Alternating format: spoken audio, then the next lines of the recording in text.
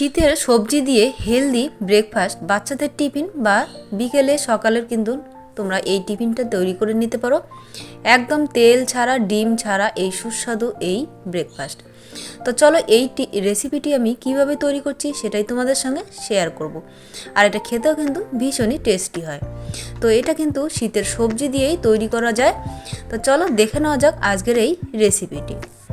তার জন্য এখানে আমি নিয়েছি এক টুকরো ব্রোকলি কুচানো আর দুটো গাজর। এখানে ছোট সাইজের দুটো গাজর গ্রেট করে নিয়েছি।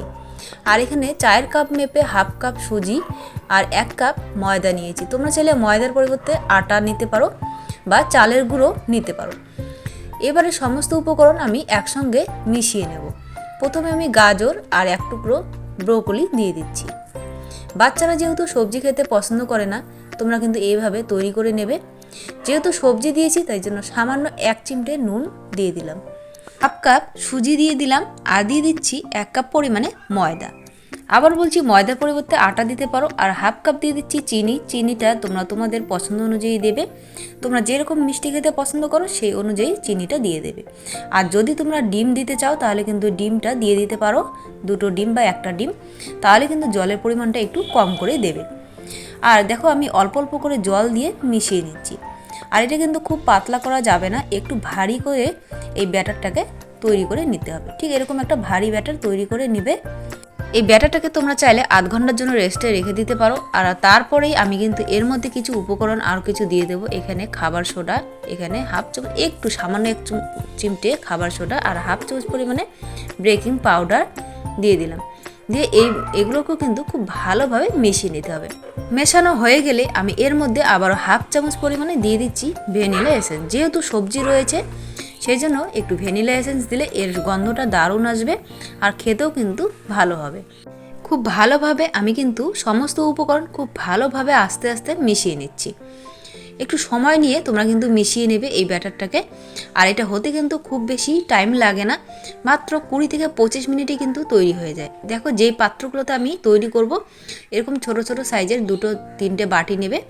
এবার বাটিগুলোতে একটু তেল ব্রাশ করে নিয়ে সামান্য একটু ময়দার গুঁড়ো ছড়িয়ে বাটিগুলোর মধ্যে চারিদিকে লাগিয়ে নিতে হবে। তাহলে কিন্তু এই ব্যাটারগুলো দেওয়ার সঙ্গে পরে কিন্তু উঠে আসবে খুব সহজেই। এবারে আস্তে আস্তে এই ব্যাটারটাকে দিয়ে দিচ্ছি। তোমরা চাইলে কিন্তু সবজির পরিমাণ একটু কম করেও দিতে পারো।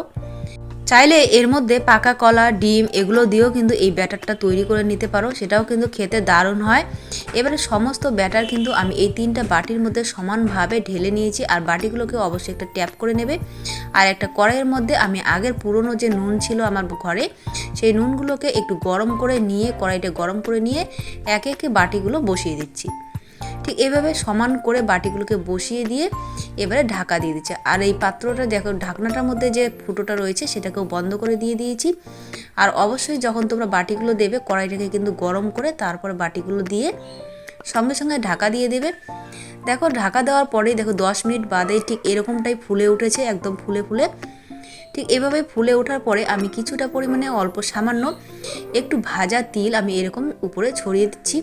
এটা কিন্তু আরও একটু আগে দেওয়া উচিত ছিল, কিন্তু দেখো তোমরা চাইলে এভাবে একটু ভাজা তিল ছড়িয়ে দেবে, তাহলে দেখতেও ভালো লাগে আর খেতেও কিন্তু দারুণ হয়। আজকের এই রেসিপিটি তোমাদের কেমন লাগলো অবশ্যই কমেন্টে জানিয়ে। যদি ভালো লাগে অবশ্যই একটা লাইক কমেন্ট শেয়ার করে পাশে থাকার অনুরোধ রইল। তবে আজকের মতো এই পর্যন্ত, দেখা হবে আবারও নতুন কোনো রেসিপি নিয়ে।